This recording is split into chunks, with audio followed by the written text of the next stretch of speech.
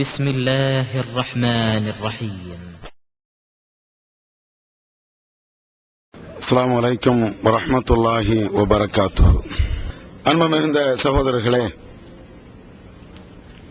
அற்புதமான அமல்களும் அளப்பெரும் நன்மைகளும் என்ற தலைப்பிலே அல்லாஹும் அல்லாஹுடைய தூதரும் சொல்லித் தந்த சில செய்திகளை இன்ஷா அல்லாஹ் நாம் அறிய இருக்கிறோம். பொதுவாக இஸ்லாமிய மார்க்கத்தை பொறுத்த மட்டில் அல்லாஹ் நிறைய அமல்களை நம்மிடத்தில் எதிர்பார்க்கிறான். இவ்வாறு எதிர்பார்க்கின்ற அந்த நேரத்தில் அல்லாஹ் கஞ்சத்தனம் இல்லாமல் நிறைய நன்மைகளையும் நமக்கு தருகிறான். இது இறைவன் நமக்கு செய்த மிகப்பெரிய அருள் என்றுதான் நினைக்க வேண்டும். அல்லாஹ்வுடைய பார்வையில நாம் செய்கின்ற சின்ன சின்ன அமல்களாக இருந்தாலும் அவன் மிகப்பெரிய நன்மைகளை வாரி வாரி தருகிறான். நாம் ஒரு இடத்தில் வேலை செய்கிறோம் என்றால் அந்த முதலாளி நமக்கு கொடுத்த அந்த வேலையை நிறைவேற்றுகிறோம் என்றால் அந்த வேலைக்கு தக்கதான் நம்ம கூலியை நாம பெற முடியும். இதுதான் நம்ம உலக நடைமுறைகள்ல நாம பார்க்கிறோம். ஏதாவது ஒரு துணிக்கடையில சேல்ஸ்மேனாக இருக்கிறோம் என்றால் 10 மணி நேரம் வேலை அப்படின்னு சொன்னா ஒரு 2000 திர்ஹம் ஒரு 1000 திர்ஹம் இவ்வளவுதான் தருவார். அதுக்கு மேல அவராலும் தரவும் இயலாது. கடையில் அவ்வளவுதானே வியாபாரம் நடக்கும். எவ்வளவு வருமானம் வருகிறதோ அந்த வருமானத்துக்கு தக்கதான் ஒரு முதலாளி தொழிலாளிக்கு கூலியும் தர இயலும். ஆனா அல்லாஹ்வை பொறுத்தவரையில இப்படி எல்லாம் அல்லாஹ் பார்க்கிறது இல்லை. நீ ஒரு 2 நிமிஷம் வேலை செய்றியா 2000 திர்ஹம் உனக்கு நான் தாரேன் அப்படிங்கிறான். ஒரு 10 நிமிஷம் நீ வேலை செய்றியா ஒரு 10,000 திர்ஹம்னாலும் உனக்கு தாரேன். ஒரு நாள் முழுக்க நீ வேலை செய்றியா 1 கோடி அல்ல பல கோடி நன்மை கூட உனக்கு நான் தருவேன். இதுதான் அல்லாஹ்வுக்கும் மனுஷனுக்கும் உள்ள வித்தியாசம். அல்லாஹ் கூலி தருகின்ற அந்த விஷயத்துல அவனுக்கு எந்த விதமான கஞ்சத்தனமோ அல்லது இவன் செஞ்சிட்டானே அதுக்கு நம்ம இவ்வளவு பாதி கொடுத்தா போதும் மீதியை நம்ம வச்சுக்கிடுவோம் இந்த மாதிரி நிலைப்பாடுகள்லாம் அல்லாஹ்ட்ட இருக்காது. அல்லாஹ்வுடைய நிலைப்பாடு எப்படி இருக்கும்னு கேட்டா எவ்வளவு நன்மையும் தருவதற்கு அவன் தயாராக இருக்கிறான். எவ்வளவு நாளும் தருவான். ஆனா இறைவன் தருவதற்கு அல்லாஹ் ஒரு சில வேறுபாடுகளை ஒரு சில எதிர்பார்ப்புகளை நம்மள்ட்ட எதிர்பார்க்கிறான். நாமளும் தொழுகிறோம், நீங்களும் தொழுவீங்க, மற்ற ஆட்கள் எல்லாரும் தொழத்தான் செய்வாங்க. தொழக்கூடிய அத்தனை பேருக்கும் சமமாக அல்லாஹ் நன்மை கொடுப்பானா? அப்படிலாம் கொடுக்கறது இல்லை. ஒன்னே ஒன்னு அல்லாஹ் எதிர்பார்க்கிறான். எதை எதிர்பார்க்கிறான்? இஹ்லாஸ் என்ற அந்த தூய்மையான எண்ணம் இருக்குதா? ஒரு மனிதன் தூய்மையான எண்ணத்தோடு செயல்படுவான் என்றால் அதற்கு அல்லாஹ் கணக்கு வழக்கு இல்லாம கொடுத்துருவான். தூய்மை இல்லாம ஒரு மனுஷன் செய்யறான்னா விடிய விடிய தொழுதான ஒண்ணுமே இல்லைன்றான். அல்லாஹ் எதிர்பார்க்கிறது இந்த இஹ்லாஸ் என்ற தூய்மையான எண்ணத்தின் அடிப்படையில நாம என்ன செயலை செய்கிறோமோ இதை அல்லாஹ் எதிர்பார்க்கிறான். இது எந்த அமலை செய்தாலும் இது அவசியம். இதை முதல்ல நம்ம மனசுல நிறுத்திக்கிட்டு அடுத்தடுத்த செய்திக்குள்ள போவோம். திருக்குர்ஆன்ல அல்லாஹ் சொல்கிறான், ஃபமன் கான யர்ஜு லிகா ரப்பிஹி ஃபல்யஅமல் அமலன் சாலிஹா வலா யுஷ்ரிக் பிஇபாதத்தி ரப்பிஹி அஹதா. இது அல்லாஹ் சொல்லக்கூடிய ஒரு வசனம். என்ன சொல்றான்? மறுமை நாளிலே அல்லாஹ்வே யாரெல்லாம் சந்திக்க வேண்டும் என்று விரும்புகிறீர்களோ அவர்கள் நல்ல அமலை செய்து கொள்ளட்டும். ஃபல்யஅமல் அமலன் சாலிஹா. ரஹ்மானை யாரெல்லாம் நாம சந்திக்கணும், அல்லாஹ்வை பார்க்கணும் அப்படின்னு யாரெல்லாம் விரும்புகிறீர்களோ அவர்கள் அத்தனை பேரும் நல்ல அமலை செய்யணும். நல்ல அமலை செய்யணும்னு சொன்ன அந்த அல்லாஹ் அதோடு நிப்பாட்டிக்கல. அதுக்கு அடுத்து இன்னொன்னையும் சொல்றான். என்ன சொல்றான்? வலா யுஷ்ரிக் பிஇபாதத்தி ரப்பிஹி அஹதா. ரஹ்மானுக்கு யார் மூலமாகவும் அவனுக்கு இணை கற்பிக்கவே கூடாது. அல்லாஹ் ஒருவன் என்ற அந்த ஏகத்துவ கொள்கையில இருக்கணும் என்று இந்த ஆயத்தில் அல்லாஹ் சொல்றான். இதை இன்னொரு கோணத்துல சொல்ல போனா பிதஅத் இல்லாம ஒரு நன்மையை ஒருத்தன் செய்தால், ஷிர்க் இல்லாத ஒரு நன்மையை ஒருத்தன் செய்தா கண்டிப்பாக மறுமையில அல்லாஹ்வை சந்திக்க முடியும். அல்லாஹ்வை சந்திப்பதா இருந்தால் நல்ல அமலும் இருக்கணும், ஷிர்க் இருக்கக்கூடாது. எவ்வளவு அற்புதமா அல்லாஹ் சொல்றான்னு பாருங்களேன். ரெண்டையும் இன்னும் கொஞ்சம் விளக்குனா தான் நம்மளுக்கு விளங்கும். அல்லாஹ் இங்க ரெண்டு அதாவது ரத்தின சுருக்கமா சொல்லக்கூடிய விஷயம் என்னன்னா, என்ன நீ சந்திக்க வாரியா, மறுமையில என்ன நீ பார்க்க வாரியா, என்ன நீ பார்க்க வர்றதா இருந்தா, என்ன நீ பார்க்கிறதா இருந்தா, உன்கிட்ட நான் ரெண்டை எதிர்பார்க்கிறேங்கிறான். ஒரு விஷயம் நல்ல அமல் இருக்கணும், இன்னொரு விஷயம் சிறுக்கு இருக்கக்கூடாது. இந்த சிறுக்கு இல்லாம நல்ல அமல் இருக்கும் என்றால் என்ன நீ பார்க்கலாம். என்ன விளங்குது? இன்னைக்கு உலகத்துல நன்மை செய்யாத ஒரு மனுஷன் உலகத்துல உண்டா? நீங்க எல்லாத்தையும் எடுங்க, எந்த மனுஷனை நீங்க எடுங்க, உலகத்திலேயே ஒரு மிக மிக மிக மோசமான அயோக்கியன்னு சொல்றீங்களே அவனை எடுங்க, ஃபிரௌனை எடுங்க, காரூனை எடுங்க, ஹாமானை எடுங்க, அல்லது இந்த காலத்தில் வாழக்கூடிய அதாவது பல கொடியவர்களை எடுங்க, ஹிட்லரை எடுங்க, யாரென்னால் வரலாறுகள்ல யார் எல்லாம் சபிக்கப்பட்டவர்கள் என்று நீங்க நினைக்கிறீங்களோ அத்தனை பேரை எடுங்க, அல்லது வரலாறுகள்ல யாரெல்லாம் புகழப்பட்டவர்கள் என்று நினைக்கிறீங்களோ அத்தனை பேரை எடுங்க. இந்த சபிக்கப்பட்டவர்கள், மோசமானவர்கள், மிக மிக இந்த சமுதாய துரோகிகள் என்று யார் எடுத்துக்கிட்டாலும் அவங்க என்ன நன்மை செய்யாதவர்களா? உலகத்தில் அவங்க நன்மையே செய்யாதவங்களா? ஒரு வாழ்க்கையில ஒரு நன்மை கூட செய்யாமையா இருப்பாங்க? எவனை மிக அயோக்கியம் நீங்க எடுக்கிறீங்களோ அவங்களும் நன்மையில ரெண்டு நன்மை செஞ்சுதான் இருப்பாங்க. யார உலகத்துல நல்லவர்கள் என்று சொல்றீங்களோ அவங்களும் சில நன்மைகள் செஞ்சுதான் இருப்பாங்க. அப்ப நன்மைகள் செய்யாதவர்களை உலகத்துல பார்க்கவே இயலாது. யார ஏதாவது ஒன்னோ ரெண்டோ 10 20 செஞ்சிருப்பாங்க. இது அல்லாஹ் ஏத்துக்கிடுவானா? ஹிட்லர் மாதிரி, வாஜ்பாய் மாதிரி, அத்வானி மாதிரி சில ஆட்கள் மறைமையில வந்து நிப்பாங்க. என்னப்பா நன்மை செஞ்ச? ஆமா, நான் 2 பேருக்கு தர்மம் கொடுத்தேன்ல, வா வா வா சொர்க்கத்துக்கு போயிடலாம் இப்படி மானல்ல. நீ 2 பேருக்கு தர்மம் கொடுத்துட்டீல, வா சொர்க்கத்துக்கு போயிருவோம் இப்படி மானல்ல. இப்படி அல்லாஹ் பார்க்கறது இல்ல. நீ செய்வது நன்மையா என்று மட்டும் அல்லாஹ் பார்க்காம, என்ன மட்டும் நீ வணங்கினியா, சிறுக்கு வைக்காம இருந்தியா, இதையும் அல்லாஹ் பார்க்கறானா? ஏன்? அப்பதான் நன்மை என்ற அடிப்படையில் பார்த்தா நரகத்துக்கு எவனுமே போக மாட்டானே. வட்டி வாங்கக்கூடியவனும் மொடா குடியனும் பொம்பளை பொறிக்கும் நன்மை செய்யாமையா இருப்பான்? எல்லாம் நன்மை செஞ்சுதான் இருப்பான். எல்லாரும் அவங்க அவங்களுக்கு உள்ள ஒரு நன்மை செஞ்சுதான் இருப்பான். அப்ப நன்மை செஞ்சவர்கள் எல்லாரும் சொர்க்கத்துக்கு போயிடலாம் அப்படின்னா, மொடா குடிய நம்மளுக்கு முன்னாடி சொர்க்கத்துக்கு போய் நிப்பானே, சுபு தொழாம இருப்பானே அவன் போய் சொர்க்கத்துல போய் இருப்பானே, தொழுகை இல்லாம இருப்பானே, வருஷமும் சரியா இருப்பானே அவன் சொர்க்கத்துக்கு போயிருவானே. அப்ப நம்ம எதுக்கு தொழணுங்கிற கூடிய சிந்தனை கூட நம்மளுக்கு வந்துருமே. அப்ப எதை அல்லாஹ் எதிர்பார்க்கிறான்னா, பெரிய பாவம் சின்ன பாவம் இது ஒரு பக்கம் இருக்கட்டும், நன்மை செய்தவர்கள் எல்லாம் சொர்க்கம் போகணும் அப்படின்னு அல்லாஹ் பார்க்கறது இல்ல. சிறுக்கு வைக்காம இருந்தா நீ சொர்க்கத்துக்கு போயிருவ, நன்மை செஞ்சு இருந்து இணை வைக்காம இருந்தா சொர்க்கத்துக்கு போயிருவ.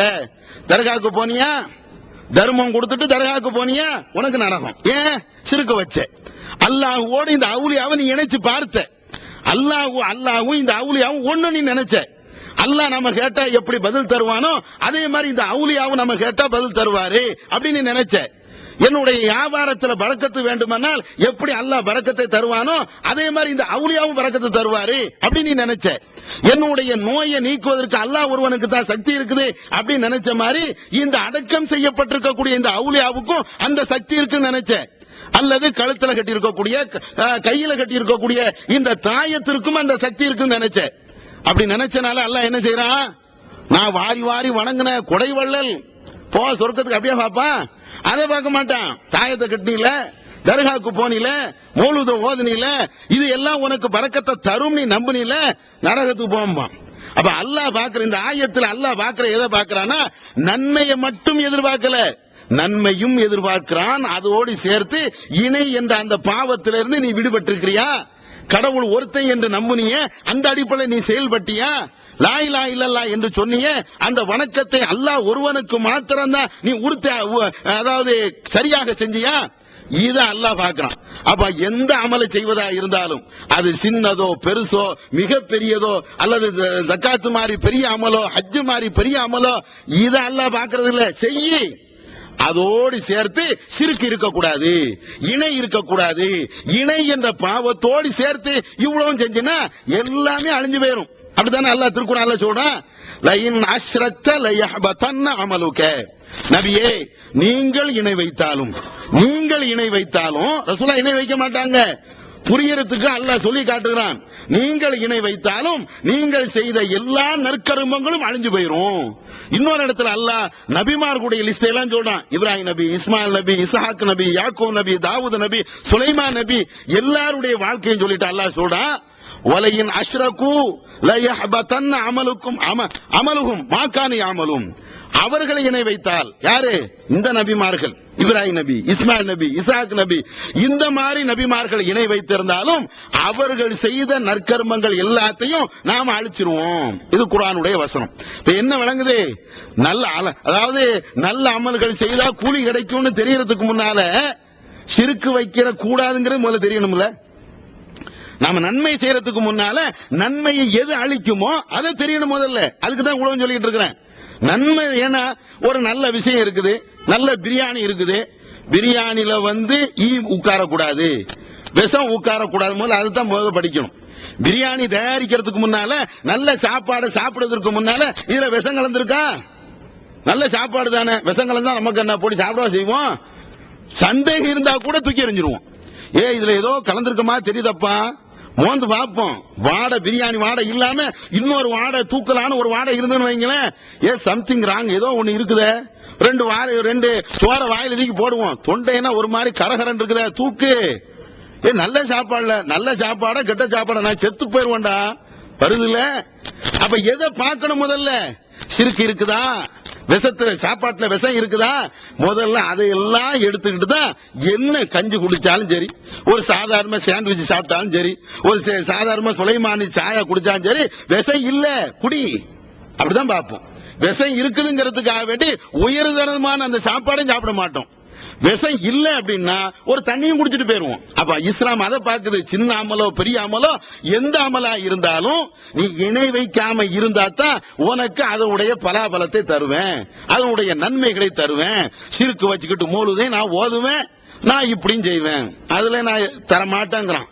நான் தர்காவுக்கும் போவேன், தாயத்தும் கட்டுவேன், நான் 4 பேருக்கு தர்மம் கொடுப்பேன். நீ தாயத்து கட்டிக்கிட்டே இரு, தர்காவுக்கு போய்கிட்டே இரு, இந்த நன்மை கிடைக்காது, அல்லாஹ்ட்ட போய் அதை பார்க்க முடியாதுங்கிறத அல்லாஹ் இந்த ஆயத்துல சொல்றான். இதை முதல்ல விளங்கிக்கொண்டு எந்த அமலை செய்வதா இருந்தாலும் நம்மிடத்தில் இந்த ஷிர்க் என்ற இந்த பாவங்கள் இருக்கவே இருக்கக்கூடாது. இது அல்லாத வேற பாவம் இருந்தா கூட மன்னிச்சிருவான். ஷிர்க் இருந்தா அது ஒரு விஷம், அல்லாஹ் அதை ஏத்துக்கிட மாட்டாங்கிறத முதல்ல எடுத்துக்கணும்.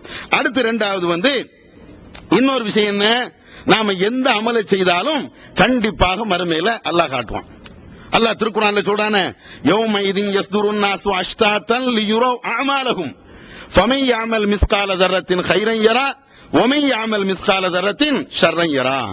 அந்த நாளிலே, மறுமை நாளிலே எல்லா மக்களும் கூட்டம் கூட்டமாக அப்படியே எந்திரிச்சு வருவாங்க. மறுமை நாள் மாஷர்ல அந்த நேரத்தில் அவர்கள் ஒவ்வொருவரும் என்னென்ன நன்மைகளை செய்தார்களோ அந்த நன்மைகளை அவர்கள் பார்ப்பார்கள். எவ்வளவு நன்மை? மிஸ்கால தர்ரா, அணுவளவு நன்மை இருந்தாலும் சரி, ஒரு சின்ன நன்மை இருந்தாலும் சரி அல்லாஹ் அங்க காட்டுவான். அதே மாதிரி மிஸ்கால தர்ரத்தின் ஷர்ரையரா, ஒரு சின்ன தீமை இருந்தாலும் அங்க பார்க்க முடியும். பார்க்க முடியும்னா என்ன? அல்லாஹ் காட்டுவான். இப்ப பள்ளிவாசல உட்கார்ந்து பேசுறோம், 4 நன்மையான விஷயத்தை கேட்கிறோம், இதையும் அல்லாஹ் காட்டுவான். நீ அன்னைக்கு போனில பயானுக்காண்டி முன்னால போய் இருந்த நல்ல விஷயத்தை கேட்டில, இதையும் எடுத்து காட்டுவான். பயானு கேட்காம அங்க வேற எங்கேயாவது தப்பான வழியில நின்னு வைங்களேன், அதையும் எடுத்து காட்டுவான். நீ செஞ்சில, இப்படி பண்ணில, இந்த தப்ப பண்ணிய, இதை செஞ்சிய, இது எல்லாத்தையும் அல்லாஹ் காட்டுவான். எதுக்கு இங்க சொல்ல வரோம்னா, சின்ன அமலா இருந்தாலும், சின்ன மிக மிக எது ரொம்ப மட்டரமான நாம நினைக்கிறோமோ அதை விட மிக மோசமான சின்ன அமலா இருந்தாலும் மறுமையில அல்லாஹ் எடுத்து காட்டுவான். பெரிய அமலா இருந்தாலும் அல்லாஹ் எடுத்து காட்டுவான். எந்த அளவுக்கு என்றால், சின்ன அமல் தானே அப்படின்னு சொல்லி அதுல நம்ம சோர்வு அடையக்கூடாது, இழிவாகவும் கருதக்கூடாது. நபிகள் நாயகம் ஸல்லல்லாஹு அலைஹி வஸல்லம் அவங்க சொல்றாங்க, இன்ன ஷைத்தான கத் ஐஸ, இந்த ஷைத்தான் இருக்கிறானே அவன் மக்காவில் அல்லாஹ் அல்லாத இன்னொரு ஆள் வணங்கப்படுவதை விட்டும் ஷிர்க் வைக்கப்படுவதை விட்டும் அவன் நிராசை ஆயிட்டான். இந்த கல்ஃபுல அல்லாவுக்கு இணை வைக்கக்கூடிய ஒரு பாவம் நடக்கும் அப்படிங்கிறது அவனுக்கு இனிமேல் சாத்தியமே இல்லை அப்படி முடிவு பண்ணிட்டான் ஷைத்தான். இந்த மக்காவுல ஷிர்க் நடக்கும் அப்படிங்கறதெல்லாம் அவன் முடியவே முடியாது, அதெல்லாம் நிராசை அடைஞ்சிட்டான். அப்படி ஒரு சம்பவமே இங்க நடக்காது அப்படின்ட்டான். ஆனா அவன் இன்னொன்னு எதிர்பார்க்கிறான். எதை எதிர்பார்க்கிறான் தெரியுமா? அன்தஹ்கிரு அமாலக்கும், உங்களுடைய அமல்களை, சின்ன சின்ன அமல்களை நீங்க இழிவாக நினைப்பீங்களே, இதுதான் அவன் விருப்பப்படுறான். யார் விருப்பப்படுறது? ஷைத்தான் நம்மள்ட்ட என்ன எதிர்பார்க்கிறான்னா, நீங்க இணை வைத்து விடுவீங்க, அதெல்லாம் பெருசு இல்லையா, இணை வைக்க மாட்டேன்னு தெரியுமா, ஆனா எங்க போயிடுவோம் அப்படின்னு கேட்டா, ஒரு சின்ன அமலா இருந்தாலும் சின்ன நற்செயலா இருந்தாலும் இது எவன் செய்வான் போ அப்படின்ட்டு போறது, ஒரு மாதிரி அதை இளக்காரமா கருதுவது. இப்படி இளக்காரமா நினைப்பதை ஷைத்தான் விரும்புகிறான். ஷைத்தான் அதைத்தான் விரும்புகிறான். ஏன் அதை விரும்புறான்? ஒரு ஏகத்துவாயிட்டு போய் நீ தர்காவுக்கு போக மாட்டான். ஷைத்தான் வந்து சொன்னான்னு வைங்களேன், இவன் போக மாட்டான். வெளிவந்து விட்டது இஸ்லாம் கூறும் குடும்பவியல் ரமலான் மாதம் தொடர் சொற்பொழிவு 5 டிவிடிகளாக விலை ரூபாய் 150 மட்டுமே. கூரியர் செலவு தனி. கிடைக்கும் இடம் TNTJ வீடியோ விஷன் நம்பர் 30 அரமனைக்காரன் தெரு, மண்ணடி, சென்னை 1. இதுல இருந்து கிரேட் எஸ்கேப் ஆறதுக்கு ஒரு அழகான ஐடியா நானே உங்களுக்கு சொல்லி தரேன். அதாவது குருடனாவும் சப்பானியனாவும் மூக்கு பெரியனாவும் கால் உடைந்தனாவும் கை உடைந்தனாவும் கூணனு இது எல்லா குறையும் ஒரே ஆளுக்கு இருக்கும்ல, அவன் வரக்கூடாது அப்படின்னு சொல்லிட்டீங்கன்னா நல்ல ஐடியா. இதுல இருந்து தப்பிச்சிடலாம். நித்திய ஜீவனை அடையக்கூடிய வழி என்னன்னு கேட்டா காட்டி இதுதான் வழிங்கிறீங்க. இதுல நிறைய பொய் இருக்குன்னு கேட்டா ஆமா எங்களுக்கு தெரியுமே, மனித கரங்கள் விளையாடுறதுக்கு ஆமா எங்களுக்கு தெரியுமே அப்படிங்கிறீங்க. அடுக்கடுக்கான கேள்வி கணைகளுக்கு அமைதி காத்த பாதிரியார்கள், படிக்க முடியாத பைபிள் வசனங்கள், கிறிஸ்தவர்களை திணற வைத்த விவாதம் ஒரு டிவிடியாக விலை ரூபாய் 30 மட்டுமே. கூரியர் செலவு தனி. கிடைக்கும் இடம் TNTJ வீடியோ விஷன் எண் 30 அரண்மனைக்காரன் தெரு, மண்ணடி, சென்னை 1. செல் 9500168989. ஒரு ஏகத்துவாயிட்ட போய் நீ நல்ல வட்டி வாங்க மாட்டான். ஒரு ஏகத்துவாயிட்ட போய் நீ நல்ல தண்ணி அடி சூப்பரா இருக்குது அப்படின்னா அவன் கேட்க மாட்டான். ஏன் கேட்க மாட்டான்? அல்லாஹ்வுடைய பயம் எல்லாம் கரெக்டா வந்துடும், கேட்க மாட்டான். அதே ஒரு ஏகத்துவாயிட்ட போய் ஒரு 2 ரக்காத் சுன்னத்துலப்பா, சுன்னத்து தானே தொழுவோம் அதுக்கு என்ன அப்படிம்போம். பள்ளிவாசலுக்கு வந்தா 2 ரக்காத் சுன்னத்துன்னு ஒரு ஹதீஸ் ரசூலுல்லாஹ் சொல்றாங்க. அப்ப இது என்ன நம்ம எல்லாரும் செய்யறோமா? செய்ய மாட்டோம். தஹியத்துல் மஸ்ஜிதும் ஒண்ணு இருக்குதுல்ல, அதை செய்ய மாட்டோம். ஏன் செய்ய மாட்டோம்? ஷைத்தான் நம்மகிட்ட வந்துட்டான்னு அர்த்தம். செய்ய மாட்டேன்னு வேற என்ன? ஷைத்தான் ஏன்டா உங்கள்ட்ட இருக்கதானே செய்வான். அந்த ஷைத்தான் வந்து ஒலி செய்யணுமா, ஒலி செஞ்சுட்டு பள்ளிவாசல போகணுமா, பள்ளிவாசலுக்கு போய் 2 ரக்காத் தொழணுமா, எதுக்கு இந்த 2 ரக்காத்து? கீழே உட்கார்ந்துருப்போமே, கொஞ்சம் பேர் இதெல்லாம் பார்த்துக்கிட்டு நின்னுகிட்டே இருப்போமே, எதுக்கு 2 ரக்காத் தொழுவானே? வந்துடுறானா ஷைத்தான்? இதை செஞ்சிருவான். இதை செஞ்சதுனால என்ன விளைவுகள் ஏற்படும் தெரியுமில்ல? ஒவ்வொரு நன்மையா சின்ன சின்ன நன்மையா நம்மள்ட்ட இருந்து அப்படியே புடுங்குவான் ஷைத்தான். ஒரு 2 ரக்காத் தொழ மாட்டோம், சரி. அதுக்கு அடுத்து வேற ஏதாவது ஒரு சுண்ணத்தை விடுவோம், அதுக்கு அடுத்து இன்னொரு சுண்ணத்தை விடுவோம், அதுக்கு அடுத்து கடைசி ஒண்ணுமே இல்லாம கடமையான தொழுகை உட்பட அத்தனையுமே போயிரும். தொழாதன்னு வந்து ஷைத்தான் இப்படி சொல்ல மாட்டான். கடமையான தொழுகையில நீ தொழாத நம்மகிட்ட சொன்னா எடுபடாது. அப்ப அதுக்கு என்ன செய்யறான்? நைஸா அந்த ரொம்ப லேசா வந்து இதை நீ செய்யாத, அதை செய்யாத, இப்படி செய்யாத அப்படின்பா. இப்படி சொல்லி சொல்லி சொல்லித்தான் அப்படியே கொஞ்சம் கொஞ்சமா இஸ்லாத்தை விட்டு வெளியாக்கிடுவான். அதுக்கு கட்டுப்பட்டு தான் நிறைய பேர் தாடி கூட வைக்காம இருக்கிறோம். ஷைத்தானுடைய வேலை. ரசூலுல்லாஹ் சொன்னாங்கல்ல, நீங்க வாஃபுல் லிஹியா, தாடியை நீங்கள் வையுங்கள் சொன்னாங்கல்ல, தாடியை நீங்க வைங்க. வகாலிஃபுல் முஷ்ரிகூன வல் யஹூது வன் நஸாரா, நஸாராக்களுக்கும் யூத கிறிஸ்தவர்களுக்கும் முஷ்ரிக்குகளுக்கும் நீங்க மாறி செய்யுங்கன்னு சொன்னாங்கல்ல. எப்படி மாறி செஞ்சிருக்கணும் பாருங்க கரெக்டா எல்லாத்தையும். அப்ப என்ன, இந்த ஷைத்தான் நம்மள மிகைச்சிட்டான், விளங்கிக்கணும். என்னடா இது தாடி வைக்கலாம் பேசிட்டு இருக்காங்க அப்படி நினைச்சா தப்பு இல்ல, நினைச்சிட்டு போங்க. ஏதோ சத்தியமா அதை சொல்றதா நம்முடைய வேலை. தாடி வைக்காத ஆள்கிட்ட போய் ஏன் தாடி வைக்கலன்னு கேட்கறதா நம்முடைய வேலை. தாடி வைக்காத ஆள்கிட்ட போய் உங்க மூஞ்சி ரொம்ப நல்லா இருக்குன்னு சொன்னா நம்ம லூசுன்னு அர்த்தம். எது தீமையோ அந்த தீமையை கேட்கணும்ல, கண்டிக்கணும்ல. அந்த தீமையை கண்டிக்கலன்னா பிறகு எதுக்கு தாயி, எதுக்கு ஜமாத்து, அதுக்கு எதுக்கு தமிழ்நாடு தௌஹீத் ஜமாத்து, அது கேட்போம். அது யார் கோவப்பட்டாலும் பிரச்சனை இல்லை, அது வருவோம். இப்ப விஷயத்துக்கு வருவோம். இது எதுக்கு கட்டுப்பட்டு இருக்கணும் பாருங்க. எது கட்டுப்பட்டு இருக்கிறோம்? சேவ் பண்றது வந்து நான் அல்லாஹ் கட்டுப்பட்டேன், அல்லாஹ் கட்டுப்பட்ட எப்போ இந்த பயானம் கேட்கறது அல்லாஹ் கட்டுப்பட்டு இருக்கிற, கரெக்டா தொழுகிறதுக்கு அல்லாஹ் கட்டுப்பட்டு இருக்கிற, சேவ் பண்றதுக்கு யாரு கட்டுப்பட்ட? யாரு கட்டுப்பட்டு? ஒவ்வொரு ஆளும் நான் எனக்கு கேட்கணும், நீங்க உங்களுக்கு கேட்கணும். சேவ் காலில் எந்திரிச்சு அந்த பிளேடை தூக்கி மாட்டிக்கிட்டு சேவ் பண்ணுவோம்ல, அப்ப பார்க்கணும் கண்ணாடியில மூஞ்சியை பார்த்தா நம்ம மூஞ்சி தெரியக்கூடாது, ஷைத்தான் தெரியணும். ஷைத்தான் நிக்கிறான்டா, சேவ் பண்ண சொல்றான்டா, நம்ம மூஞ்சி தானே ஷைத்தான். ஷைத்தான்னு கூட தனி உருவமா, நம்ம மூஞ்சி தான் ஷைத்தான். இதை எடுத்தோன்னு அந்த சிந்தனை வரணும். ஏன்? ஷைத்தானுக்கு கட்டுப்பட்டுட்டோம். ஷைத்தானுக்கு நம்ம கட்டுப்பட்டதுனால இவ்வளவு செய்யறோம். அப்ப அல்லாஹ் ரசூலுல்லாஹ் என்ன சொல்றாங்கன்னா, நீங்க ஷிர்க் வைப்பீங்கிறதெல்லாம் அவனுக்கு பெரிய மேட்டர் கிடையாது, வைக்க மாட்டீங்க. அதுல இருந்து நிராசை அடைஞ்சிட்டான். நீங்க என்ன செய்வீங்க தெரியுமா? சின்ன சின்ன அமல்கள் இருக்குதே, அதுல அதை செய்யாதீங்கன்னு அவன் செய்தான் உங்களை தடுப்பான். அதுக்கு நீங்க கட்டுப்பட்டுருவீங்க. அதை இழிவாக நீங்க நினைப்பீங்க, சாதாரணமா நீங்க நினைப்பீங்க. அதுல உங்களை செய்தான் வழிகெடுத்துருவான். இந்த ஹதீஸ முஸ்லீம்ல இந்த ஹதீஸை எல்லாம் பார்க்கலாம். இந்த ஹதீஸை அபூதர் கிஃபாரி என்ற நபி தோழர் அவங்க அறிவிக்கிறாங்க.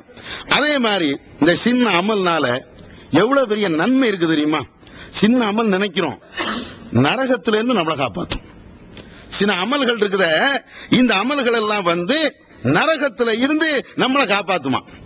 நபிகள் நாயகம் ஸல்லல்லாஹு அலைஹி வஸல்லம் அவர்கள் மஹ்ஷரை பத்தி பேசுறாங்க.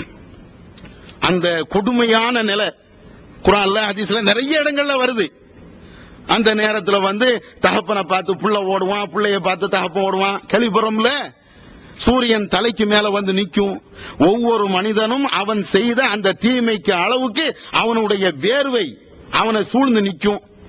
ஒருத்தன் எவ்வளவு தீமை செஞ்சிருக்கிறானோ அந்த அளவுக்கு அவனுடைய கழுத்து வரையும் வரும், இன்னொரு ஆளுக்கு இடுப்பு வரையும் வரும், இன்னொரு ஆளுக்கு நெஞ்சு வரையும் வரும், இன்னொரு ஆளுக்கு இடுப்பு வரை, அது கீழே காலு இப்படி வரும். அவனுடைய தீமைக்கு அளவுக்கு அவனுடைய வேர்வை அவனை சூழ்ந்து நிக்கும். வேர்வையிலே நிப்பான். இப்படிலாம் கொடுமையை கேட்கிறோம்ல. ரசூலுல்லாஹ் சொல்றாங்க, அல்லாஹ்விடத்துல நீங்க வருவீங்க, எல்லாரையும் தான், என்னையும் உங்களையும் எல்லாத்தையும் தான், எல்லாரும் நீங்க அல்லாஹ்விடத்துல வருவீங்க. அந்த நேரத்துல உங்களுக்கும் அல்லாஹ்வுக்கும் மத்தியில தர்ஜுமான் எந்த மொழிபெயர்ப்பாளரும் கிடையாது. நம்ம பேசுறோமே உடனே அல்லாஹ்ட்ட, யா அல்லாஹ் அவன் இப்படி பேசுறான், மொழிபெயர்ப்பாளர் உண்டா? நம்ம இங்க வந்திருக்கிறோம், மொழி தெரியாத ஒரு நாட்டுக்கு வந்திருக்கிறோம், அரபி தெரியலன்னா அரபி தெரிஞ்ச ஒரு ஆளு நம்ம மொழி நம்ம என்ன பேசுறோமோ அதை எடுத்து நம்ம மோலாட்ட சொல்லலாம். அப்படிலாம் இங்க இருக்குது, கூடு கூடத்தோட சொல்லலாம். அல்லாஹ்வுக்கு அப்படியா? யா அல்லாஹ் எனக்கு அரபி தெரியாது. கொஞ்சம் பேர் அல்லாஹ் என்னமோ அரபி தான் வச்சிருக்காங்க அங்க, நம்ம எல்லாம் அந்த மொழி தான் பேசணும்னு போறாங்க. சரி, இருந்துட்டு போட்டோம். அங்க எந்த மொழி பேசினாலும் நமக்கு என்ன மொழி தெரியுமோ அதே மொழி அல்லாஹ்வுக்கு என்ன தெரியுமோ அது நம்மளுக்கு தெரியும், பேசுறது இல்ல.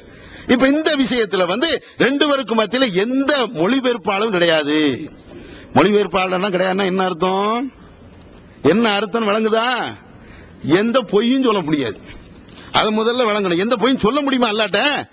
ஏன் மொழி எனக்கு அல்லாஹ் பேசுனா எனக்கு விளங்கல அப்படின்னா சொல்லி சமாளிக்கலாம்ல. இங்க அதெல்லாம் முடியாது. அல்லாஹ் பேசினா எனக்கு விளங்கும், நான் பேசினா அல்லாஹ்வுக்கு விளங்கும், ரெண்டுக்கும் எதுவுமே கிடையாது. அப்ப அல்லாஹ் விசாரிப்பான், என்னப்பா செஞ்ச? ஒவ்வொன்னா எடுத்து காட்டுவான். சினிமா போனியா? ரூம்ல உட்கார்ந்துட்டு திருட்டு விசிடிய தமிழ்நாட்டில் வரக்கூடிய படத்தை விட நீ முதல்ல போட்டு பாத்தியா? வா வா வா, இங்க வா. என்ன பார்த்த? எல்லா படமும் பாத்தியா? ஊர்லயாவது தியேட்டர்ல போய் பார்க்கணும். இங்க ரூம் ஃபுல்லா தியேட்டரா இருக்குது. வா, ஒரு ரூம்ல தியேட்டர் வச்சில, ஒரு ரூம்ல சினிமா சிடி வச்சிருந்தீல, வா அங்க வா. எல்லாம் நான் வைக்கல, என்ன வைக்கல, என்னதான் இருக்குது, போடுவோம் ஓடுவான். நீங்க என்ன சினிமா பாத்தியோ அது அப்படியே அங்க ஓடும். அல்ல அப்படியே அதானே சொல்றேன். நீங்க என்ன அமல செஞ்சாலும் பாப்பீங்கிறான்ல, பாப்பேன் கண் முன்னால. இப்ப எப்படி உட்கார்ந்துட்டு டிவி முன்னால உட்கார்ந்தமோ அது எப்படி டிவில ஓடுதோ, இந்த டிவியும் ஓடக்கூடிய அந்த படமும் நம்ம பார்க்கக்கூடிய இந்த காட்சியும் எல்லாம் சேர்த்து மொத்தத்துல மறுமையில எல்லாம் ஓட விட்டுருவான். நான் பாரு, நான் உட்கார்ந்துருக்கீல, ரெண்டு பெட்டு மேல ஒரு பெட்டு கீழே ஒரு பெட்டு, அவனு மேல இருந்து பார்த்தா நீங்க இருந்து பாத்தீங்களா? வா எல்லாரும் வா, மறைக்க முடியும், எல்லாரும் வா. அந்த வீட்டுல இருந்து பார்த்தா இந்த வீட்டுல இருந்து பார்த்தா காணாக்கு வெளியில இருந்து ரெண்டு நண்பரையும் கூட்டு வச்சு பாத்தீங்களா? வா, அத்தனை வா, மறைக்க முடியும், ஒண்ணு செய்ய முடியாது. அப்ப இப்படி அல்லாஹ் எல்லாத்தையும் போட்டு காட்டுவானா. போட்டு காட்டும் போது இந்த தப்பு செஞ்சவன் இருக்கிறான்ல, தப்பிக்கிறது தானே பார்ப்போம். எந்த தப்பு செஞ்சவனும் எப்படியா தப்பிக்க பார்ப்போம்ல, உடனே பார்ப்பானா. அவன் வலது புறத்தை பார்ப்பானா, இடது புறத்தை பார்ப்பானா, முன்னால பார்ப்பானா, பின்னால பார்ப்பானா, அவனை சுத்தி நரகம் தான் இருக்குமா. இதெல்லாம் செஞ்சதுக்கு என்ன அல்லாஹ் சொர்க்கத்தான் வச்சிருப்பான். அவனை சுத்தி முன்னால பின்னால வலதுபுறம் எல்லா இடத்திலையும் பார்த்தாலும் நரகம் அவனை சுத்தி இருக்கும். அந்த நேரத்தில் ரசூலுல்லாஹ் சொல்றாங்க, இவ்வளவு கஷ்டம் அங்க மறுமையில வரும்லப்பா, இவ்வளவு சிக்கல் உனக்கு வரும்ல. அப்ப ரசூலுல்லாஹ் சொல்றாங்க, இத்தகு அன்னார் வலவ் பி தம்ரி சிக்கா வலவ் பி சிக்கத்தி தம்ர். ரசூலுல்லாஹ் சொல்றாங்க, நரகத்தை பயந்துக்கிடுங்க, ஒரு பேருத்தம்பள துண்ட தர்மம் கொடுத்தாவது நரகத்தை நீங்க பயந்துக்கிடுங்க. எதுக்கு சொல்றாங்க? நீ கொடுத்திய இந்த பேர்த்தம் சிறுக்கு இல்லாம கொடுத்திருக்கணும். நீ கொடுத்திய இந்த தர்மம், இந்த தர்மம் நீ நரகத்தை சூழ்ந்து இருக்கக்கூடிய அந்த நேரத்தில், ஒன்னை சுற்றி நரகம் இருக்கக்கூடிய அந்த நேரத்தில் இந்த பேர்த்தம்பளம் உன்னை காப்பாற்றும். நீ கொடுத்த பேர்த்தம்பளம் இது என்ன, நம்ம என்ன நினைக்கிறோம்? பேர்த்தம்பளம் ஒரு பேர்த்தம்பளம் கூட. ரசூலுல்லாஹ் என்ன சொல்றாங்க? பிசிக்கி தம்ரா, பேர்த்தம்பளத்தில் ஒரு கீத், நாலா வெட்டுனா அதுல என்ன வரப்போகுது? அத ரசூலா சொல்றாங்க. இத ஒரு துண்டு பேர்த்தம்பழத்தை நீ கொடுத்தாவது நரகத்துல இருந்து உன்னை நீ காப்பாத்திக்க. எது காப்பாத்துது? பேர்த்தம்பழம் துண்டு. இது நம்ம நினைச்சு பாருங்களேன். ஒரு ஆளுக்கு 10 பைசா, நம்ம ஊர் காசுக்கு 10 பைசா தர்மம் கொடுக்கறோம்னு வைங்களேன். இது நிக்கும் மறுமையில. இது நிக்குமா? எதுக்கு? சுத்த நரகமா இருக்கக்கூடிய அந்த நேரத்துல அல்லாஹ் இப்படி காப்பாத்துவான், அந்த பேர்த்தம்பழம் மூலமா காப்பாத்துவான். அதே மாதிரி நபிகள் நாயகம் ஸல்லல்லாஹு அலைஹி வஸல்லம் அவங்க சொல்றாங்க, அவ்வளவு மா யுஹாஸபு பிஹில் அப்து, நாளை மறுமை நாள்ல அல்லாஹ் விசாரிக்கும் போது எல்லாத்தையும் விசாரிப்பான். முதல் விசாரணை என்ன தெரியுமா? ஃபர்ஸ்ட் விசாரணை. ஒவ்வொரு மனிதனையும் அல்லாஹ் கூப்பிட்டு முதல் விசாரணை என்ன தெரியுமா? தொழுகை பற்றி ரசூலுல்லாஹ் சொல்றாங்க. அவ்வளவு மா யுஹாஸபு பிஹில் அப்து யௌமல் கியாமத்தி அஸ்ஸலா. அல்லாஹ் முதல்ல மனுஷனை யார் வந்தாலும், அத்வானி வந்தாலும், வாஜ்பானி வந்தாலும், நம்ம அப்துல் காதர் வந்தாலும், வாங்க வாப்பா தொழுதியா? என்ன அத்வானிட்ட போய் என்னத்தை கேட்கணும் கேட்காதீங்க. அல்லாஹ் அத்வானி ஜேத்தான கட்டளை எல்லாம் மனுஷனுக்கு தானங்க. இந்த ஹுதல்லின்னாஸ் மனித சமுதாயத்துக்கு நேர்வழி காட்டக்கூடியதானே. அகீமு ஸலாத் தான் என்ன அப்துல் காதருக்கு மட்டும்தானா? தொழுகை நிலைநாட்டுங்கள் அப்துல் காதருக்கு மட்டும்தானா? ஏன் ஆமா அவங்களுக்கு எல்லாம் கிடையாது, எல்லாத்துக்கும் தான். எல்லாத்துக்கும் அல்லாஹ் எல்லாரையும் கூப்பிட்டு கேட்பான், தொழுதியா? முதல்ல நம்மள வச்சுக்கிடுவோமே, அத்வானி வகைரா ரெண்டாவது வச்சுக்கிடுவோம். நம்மள முதல்ல கேட்பான், தொழுதியா? ஆமா யா ரசூலல்லாஹ், அல்லாஹ் தொழுதேன். எப்ப தொழுத? வருஷத்துக்கு ஒருக்க தான் தொழுதேன். எப்பப்பா வருஷத்துக்கு ஒருக்க? நோம்புக்கு மட்டும் தொழுதேன். பாக்கி தான் ஒண்ணு இல்ல. என்ன செய்ய முடியும் அப்படின்னா என்ன பதில் சொல்லலாம்? அப்ப அல்லாஹ் இப்படி விசாரிப்பான். விசாரிச்ச உடனே உண்மையிலேயே கரெக்டா தொழுதாளுடைய நிலை என்ன பாருங்க. அறகுறையா தொழுதாள் நிலையை சொல்லல, கரெக்டா தொழுதிருப்பாங்க இல்லையா? கரெக்டா அந்த வக்துக்கு கரெக்டா தொழுதிருப்பாங்களே, அவங்க அல்லாஹ் கூப்பிட்டு விசாரிக்கிறானா. விசாரிக்கும் போது என்னப்பா உன் தொழுகை என்ன? யா அல்லாஹ் இப்படி தொழுதேன். அப்படியா? எல்லாம் கொண்டா அப்படின்னு பார்த்து அவருடைய 60 வருஷம் 70 வருஷம் வாழ்ந்திருப்பாரு. அத்தனை தொழுகை அல்லாஹ் போட்டு பார்க்கும்போது என்ன இந்த தொழுகையில கொஞ்சம் ஓட்ட இருக்குதே, நீ ஏதோ ஒண்ணு பண்ணிருக்கிறியப்பா, ஒழுங்கா ருக்கு செய்யலையே, ஏதோ சஜிதால ஏதோ மிஸ்டேக் ஏற்பட்டு இருக்குத, இது சரியில்லை, இந்த தொழுகை சரியில்லை, ஒண்ணு கலண்டுரும்.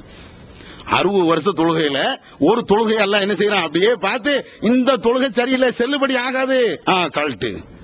அப்ப எப்படி இருக்கும் அந்த நேரத்துல? இப்பமா டக்குன்னு 2 தடவை குனிஞ்சு நிமிந்துருவோம். அங்க எங்க நிமிரா? அப்ப அடுத்து இந்த தொழுகையில இப்படி ஒரு குறை இருக்குதே, ஆமா இது போயிடுச்சு.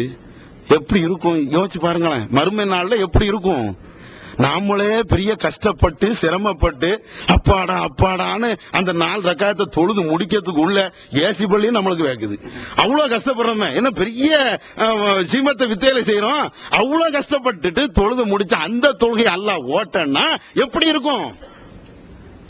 கடைசி இந்த மனுஷன் நினைப்பானா, அந்த தொழுகையாளி நம்மளுக்கு விமோசனமே கிடையாதா, நரகத்துக்கு தான் போயிருவோமா?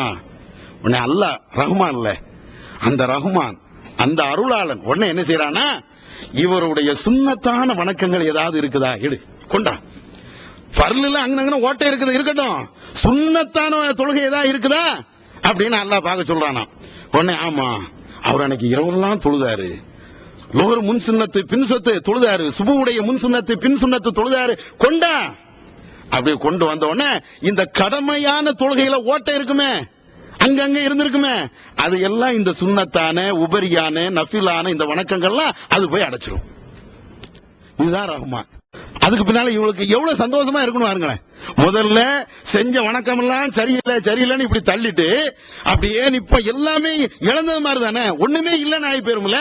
கடைசி அல்லாஹ் இந்த சுன்னத்து அன்னைக்கு 100க்கு 2 கொண்டா அதுலயும் ஓட்டை இருந்துன்னு வைங்க, எதுல சுன்னத்திலையும் எப்படி இருக்கு நீங்களே பாத்துக்கிடுங்க. அதான அர்த்தம். எல்லாம் கரெக்டா செஞ்சாலே இந்த பிரச்சனைனா அப்ப எப்படி இருக்கும்? அப்ப என்ன விளங்குது அப்படின்னா, ஒரு மனிதன் கரெக்டாக தொழுது அவருடைய தொழுகையில சின்ன பிரச்சனை வந்ததுன்னா அதனால நரகத்துக்கு தான் போக வேண்டியிருக்கும். அப்ப அதுல எது காப்பாத்து தெரியுமா? நாம செய்யக்கூடிய இந்த உபரியான நன்மைகள், உபரியான தொழுகை. இந்த உபரியான தொழுகை அல்லது சுன்னத்தான தொழுகை நம்மள அங்க இருந்து நரகத்துல இருந்து அப்படியே காப்பாத்திருது. நரகத்தில இருந்து காப்பாத்தி அதுக்கு பின்னால சொர்க்கத்துக்கு கொண்டு போகுது. இது ஒரு செய்தி. அதே மாதிரி நபிகள் நாயகம் ஸல்லல்லாஹு அலைஹி வஸல்லம் அவங்க சொல்றாங்க, சின்ன அமல்கள் சொர்க்கத்துக்கு கொண்டு போகும். நாம எல்லாம் கேட்ட ஒரு செய்தி, புகார்ல இடம்பெறுகின்ற ஒரு செய்தி. நபிகள் நாயகம் ஸல்லல்லாஹு அலைஹி வஸல்லம் அவர்கள் இத மாதிரி ஒரு சபையில இருக்கின்ற பொழுது ரசூலுல்லாஹ் பிலால் ரலியல்லாஹு தஆலா அன்ஹு அவங்களும் வராங்க. வந்தோடனே பிலால்கிட்ட கேக்குறாங்க, பிலாலே உங்களுடைய செருப்பின் ஓசையை நான் சொர்க்கத்துல பார்த்தேன், அது என்ன? என்ன செஞ்சீங்க? அப்பதான் பிலால் ரலியல்லாஹு சொல்லுவாங்க, அல்லாஹ்வின் தூதரே நான் பெரிய அமல்லாம் ஒண்ணும் செய்யலையே.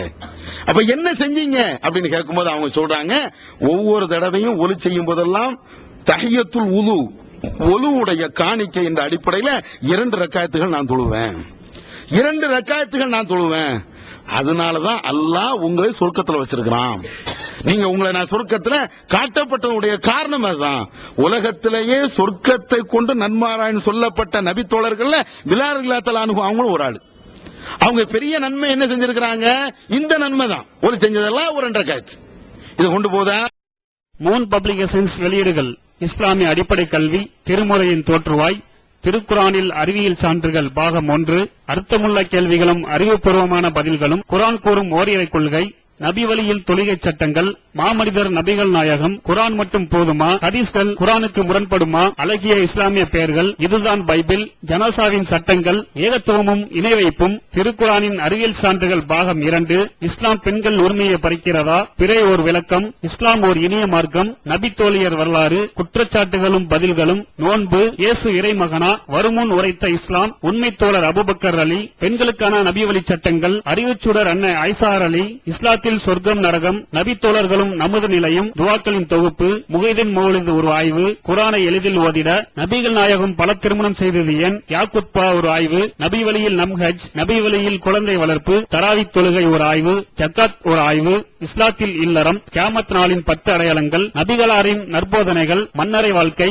பைபிளில் நபிகள் நாயகம், இஸ்லாத்தின் பார்வையில் பில்லி சூனியம், தர்கா வழிபாடு, நபிகளாரின் இறுதி நாட்கள், இஸ்லாமிய கொள்கை, சரியான ஹதீஸ்களும் தவறான ஹதீஸ்களும், சந்திக்கும் வேளையில் கொள்கை விளக்கம், பேய் பிசாசு உண்டா, கற்பனை கதைகள், நவீன பிரச்சனைகளும் தீர்வுகளும், தப்லிக் தாகலின் தொகுப்பு, சுபகான மௌலிது ஒரு ஆய்வு, மனிதனுக்கேற்ற மார்க்கம், நேர்ச்சையும் சத்தியமும், மனனம் செய்வோம், விளக்கப்பட்ட உணவுகள், அர்த்தமுல்லா இஸ்லாம், குர்பானியின் சட்டங்கள், தொழுகை, இஸ்லாத்தின் பார்வையில் கனவுகள், இஸ்லாமிய திருமணம், இறைவனிடம் கையேந்துங்கள், மீராஜும் அதன் படிப்பினைகளும், வேதம் கொடுக்கப்பட்டோர் யார், மற்றும் prophet Mohammed the greatest man மற்றும் டிஎன்டிஜே மார்க்க அறிஞர்கள் உரையாற்றிய CD டிவிடிகள் கிடைக்கும் இடம் மூன் பப்ளிகேஷன் 83/3 மூர் தெரு, முதல் மாடி, மண்ணடி, சென்னை 1. Phone number 65690810. அதே மாதிரி நபிகள் நாயகம் ஸல்லல்லாஹு அலைஹி வஸல்லம் வந்து இன்னொரு செய்தியும் சொல்றாங்க. என்ன சொல்றாங்க தெரியுமா? இந்த உபரியான நன்மைகளை செய்யும் போது அல்லாஹ் நமக்கு நன்றி செலுத்துவானா. யாரு? அல்லாஹ். ஒரு ஆளுக்கு நம்ம உதவி செஞ்சோம்னா தேங்க்ஸ் பாரு, அது மனுஷன் சொல்றது சரி அப்படின்னு பேரலாம். இது ஒரு பெரிய மேட்டர் கிடையாது. முதலாளியே நம்மளுக்கு நன்மை ஒரு தேங்க்ஸ் சொன்னா எப்படி இருக்கும்? குதிக்க மாட்டோமா? என் முதலாளி பாராட்டு வரோம்ல. அல்லாவே பாராட்டினா எப்படி இருக்கும்? அல்லாவே பாராட்டுதான். என்னுடைய அடியான் அற்புதமான ஒரு காரியத்தை செய்தான் அப்படின்னு அல்லாஹ் வந்து நம்மள்ட்ட சொன்னா எப்படி இருக்கும்? அவ்வளவுதான். அப்படியே இறந்து வரலாம் நினைப்போம். அப்படி போயிருவோம். எல்லாம் உன் பாராட்டு, இனிமேல் உன் பாராட்டு கிடைக்கலாம், நரகத்துக்கு தான் பேர போறேன். என்ன அப்படியே கூட்டு பேர் என்ன அப்படியே சொர்க்கத்துக்கு கொண்டு போயிரு நான் நினைப்போம். அல்லாஹ் பாராட்டு தானா. எதுக்கு தெரியுமா? நபிகள் நாயகம் ஸல்லல்லாஹு அலைஹி வஸல்லம் அவங்க சொல்றாங்க, ஒரு மனிதர் ரோட்ல போறாரு, சாதாரணமா ரோட்ல வீதிகள்ல போறாரு. இப்படி வீதிகள்ல போகின்ற பொழுது மனிதர்களுக்கு இடைஞ்சல் தரக்கூடிய ஒரு பொருளை அவர் அகற்றி விடுகிறார் என்றால், முள்ளோ கல்லோ மண்ணோ அல்லது வேற ஏதாவது, முள்ளு கல்லு மட்டும் கிடையாது, இங்க முள்ளு கல்லுன்னு வரப்போகுது. இங்க துபாயில இங்க என்ன வரும் தெரியுமா? பாலித்தீன் பேப்பர் கிடக்கும்ல, அதுல போனா வலிக்கு விடுவான். அது வேற ஏதாவது குப்பை கிடக்கும், வலிக்கு விடுவான். இது மாதிரி எதா இருந்தாலும் மனிதர்களுக்கு இடையூறு தரக்கூடிய எந்த பொருளா இருந்தாலும் அதை எடுத்து போடுறான். எடுத்து போட்ட உடனே அல்லாஹ் சொல்றானா, என்னுடைய அடியார்கள் நடக்கக்கூடிய அந்த பாதையில அடியார்களுக்கு இடையூறாக இருக்கக்கூடிய அந்த பொருளை இந்த அடிமை, என்னுடைய இந்த அடிமை எடுத்துட்டான் அப்படின்னு சொல்லிட்டு ஷக்கரல்லாஹு லஹு, அல்லாஹ் அவனுக்கு நன்றி செலுத்துறானா. அல்லாஹ் நன்றி செலுத்தினா என்ன அர்த்தம்? வானத்தை பார்த்துக்கிட்டா, யா அல்லாஹ் கல்ல எடுத்து போட்டானே, என்ன உன் நன்றி வரல இப்படின்னு வாக்க இயலாது. அல்லாஹ் நன்றி செலுத்துறானா. ஹதீஸ்ல ரசூலுல்லாஹ் சொல்றாங்க, என்ன சொல்றாங்க தெரியுமா? வ கஃபர லஹு, அவனுடைய பாவத்தை மன்னிச்சு விடுகிறான். அல்லாஹ் நன்றி செலுத்துறான் என்ன அர்த்தம்? நம்ம பாவத்தை அப்படியே அல்லாஹ் அப்படியே மன்னிச்சிடறான். நம்ம ஒரு கல்லை எடுத்து போட்டோம், ஒரு மண்ணை எடுத்து போட்டோம், ஒரு குப்பை எடுத்து போட்டோம்னு அல்லாஹ் உடனே என்ன செய்யறான்? உன் பாவத்தை மன்னிச்சிடும் போ, வேற என்ன வேணும்? இதே மாதிரி நபிகள் நாயகம் ஸல்லல்லாஹு அலைஹி வஸல்லம் அவர்கள் இன்னும் சில செய்திகளை சொல்றாங்க. சின்ன அமல் தான், கல்லை எடுத்து போடுறது, மண்ணை எடுத்து போடுறதுன்னா பெரிய விஷயம் கிடையாது, சின்ன சின்ன விஷயங்கள். அதே மாதிரி நபி அவர்களோடு சேர்ந்து இருக்கலாமா மறுமையில. ரசூலுல்லாஹ் சொர்க்கத்துல நபி அவர்களோடு சேர்ந்து இருக்கக்கூடிய ஒரு பாக்கியம் வேணும். எல்லாரும் நினைக்கிறோம்ல, அது சொர்க்கம் போறதே எல்லாருக்கும் மிக முக்கியமான ஒரு இதுன்னு வைங்களேன். அது ரசூலுல்லாஹ்வோடு இருக்கக்கூடிய அந்த பாக்கியம் யாரு கிடைக்கும்? கொஞ்சம் பேர் அதுலயும் தப்பு கணக்கு போட்டுட்டு இருக்கிறான். நீ இன்னும் ஒரு 400 தடவை சலாத்து நாரியா ஓது, ரசூலுல்லாஹ் கூட சேர்ந்து இருக்கலாம். அது சலாத்து நாரியானாலே நரக செலவாத்து, நாரியான நரகம் தானே, அதே நரகம் நரக செலவாத்து. எங்க ரசூலுல்லாஹ் நரகத்துக்கு வருவாங்க? அவங்க சொர்க்கத்துல இருப்பாங்க, அது உயர்ந்த சொர்க்கத்துல இருப்பாங்க. அந்த சொர்க்கத்துல இருக்கும்போது இவங்க என்ன செய்யறாங்க, நீங்க இப்படி பண்ணுங்க, அல்லது ஒரு செய்க அவருடைய காலையும் கையும் பிடிச்சுக்கிடுங்க, அவர் அப்படியே சொர்க்கத்துக்கு கொண்டு போய் ரசூலுல்லாஹ் பக்கத்தோடு சேர்த்துருவாங்கிறாங்க. இதெல்லாம் ஏமாத்து வேலை. இது மனுஷன் நம்மளா உருவாக்கி கொண்ட ஒரு கட்டு கதைகள். விளங்குச்சா? ரசூலுல்லாஹ் சொல்றாங்க, என்னோடு நீ சொர்க்கத்தில் இருக்கணும்னா இன்ன அமல்களை செய்யுங்க. சின்ன சின்ன அமல்கள். நபி தோழர் வாரார், அவர் ரசூலுல்லாஹ் பக்கத்துல உட்கார்ந்து இருக்கிறார். இப்ப ரசூலுல்லாஹ் சொல்றாங்க, எப்ப நான் இந்த மாதிரி ஒண்ணு போகணும், ஒளி செய்யணும், எனக்கு ஏதாவது உதவி பண்ணணும்னு அந்த நபி தோழர் ரசூலுல்லாஹ்க்கு தண்ணி எல்லாம் எடுத்து கொடுக்கறாங்க. எல்லாம் எடுத்து கொடுத்த உடனே ரசூலுல்லாஹ் கேட்கறாங்க, சல், ஏதாவது நீ என்கிட்ட கேளப்பா அப்படிங்கிறாங்க. ரசூலுல்லாஹ்க்கு அவங்க உதவி செஞ்ச உடனே ரசூலுல்லாஹ் சொல்றாங்க, ஏதாவது நீ என்கிட்ட கேள. அல்லாஹ்வின் தூதரே, நான் உன்னை கேட்பேன், தரணும். கேளு, எதனாலும் கேளு, நான் தாரேன். முராஃபக்கத்துக ஃபில் ஜன்னா, அந்த நபி தோழர் சொல்றாரு, முராஃபக்கத்துக ஃபில் ஜன்னா, சொர்க்கத்துல நான் உங்களோட இருக்கணும். ரசூலுல்லாஹ் அப்படியே நிக்கிறாங்க. வேற எதுவும் இல்லையாப்பா? வேற எதுவும் இல்லையா? இல்ல யா ரசூலுல்லாஹ், எனக்கு அதுதான் வேணும். இல்ல வேற ஏதாவது கேளப்பா, ஒரு வாளி தண்ணி எடுத்து வச்ச, ஒரு 2 திருகத்தை கேளு தாரேன். வேற ஏதாவது வீட்டுல சாப்பாடு வேணுமா, அதை தாரேன். சொர்க்கத்துல என்னோட இருக்கணும்னா அது என்ன, அது எப்படி? அந்த சாபி விடுற மாதிரி இல்ல, நம்மள மாதிரியா போட்டோம். ரசூலுல்லாஹ் பாவப்பட்டாள், அவர்கிட்ட போய் என்னவே கேட்க இப்படி அனுப்பாரு. அவர் அப்படிலாம் இல்ல, கரெக்டா அடிக்கிறார். இல்ல யார சொல்லல, முராஃபக்கத்துக ஃபில் ஜன்னா, சொர்க்கத்துல நான் உங்களோட இருக்கணும், அதான் எனக்கு வேணும். ரசூலுல்லாஹ் சொல்றாங்க, இதுதான் வேணுமா? ஆமா யார சொல்ல, எனக்கு அதுதான் வேணும். உடனே ரசூலுல்லாஹ் சொல்றாங்க, அதிகமாக நீ சஜதா செய், அதிகமாக நீ தொழுது, அது என்னோடு சேர்த்து வைக்கிறதுக்கு, மறுமையில என்னோடு சொர்க்கத்தில் இருப்பதற்கு உனக்கு அது ஒரு பாக்கியமாக அமையும். அதிகமாக நீ சஜா செய். சஜதா நிறைய செய்யும் அல்லாஹ்வுக்கு. தொழுகைங்கிறது நிறைய விஷயத்துக்குலாம் வருது. ஒரு நன்றி கடனுக்கு தொழலாம், ஒரு ஹாஜத்து நஃபில்னு சொல்றோமா இல்லையா, அதுக்கு தொழலாம். அதையெல்லாம் விட்டு போட்டு நம்ம ஆளு 20 ரக்காத் தொழுதுட்டு இருக்கான். எதை ரசூலுல்லாஹ் காட்டி தந்தாங்களோ அது செய்ய வேண்டியதானே. நஃபிலான தொழுகைன்னு இருக்குது, அதை செய்யலாம். ஒரு வியாபாரத்தை தொடங்க போறேன், எப்படின்னு தெரியல, வணக்கத்துக்காக வேண்டி அல்லாஹ்ட்ட கேட்கலாம். இதுக்கு ரசூலுல்லாஹ் நிறைய வழிமுறைகள் சொல்லி தந்திருக்கிறாங்க. வணக்கத்துக்கு என்ன இஸ்லாத்துல பஞ்சமா? என்னமோ இவன் பஞ்சங்கிற மாதிரி நிறைய புது புது வணக்கத்தையா கொண்டு வந்துட்டே இருக்கிறாங்க. இஸ்லாத்துல வணக்கத்து பஞ்சமே கிடையாது. நீங்க ஒண்ணு வேண்டாம், புகாரி எடுத்துக்கிடுங்க. புகாரியுடைய தமிழாக்கம் வந்திருக்கா இல்லையா, அதுக்காக வேண்டி சொல்றேன்.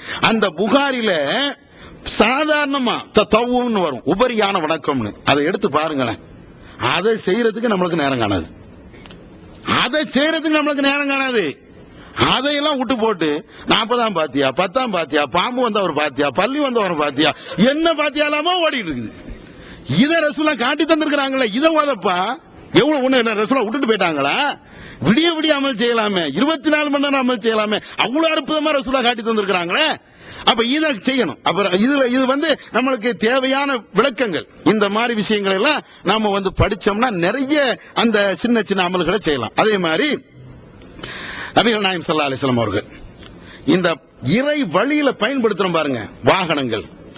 ரசூலுல்லாஹ்வுடைய காலத்துல வாகனங்கிறது இன்னைக்கு மாதிரி டொயோட்டோ, மெர்சிடஸ், அது மாதிரி கார் கிடையாது.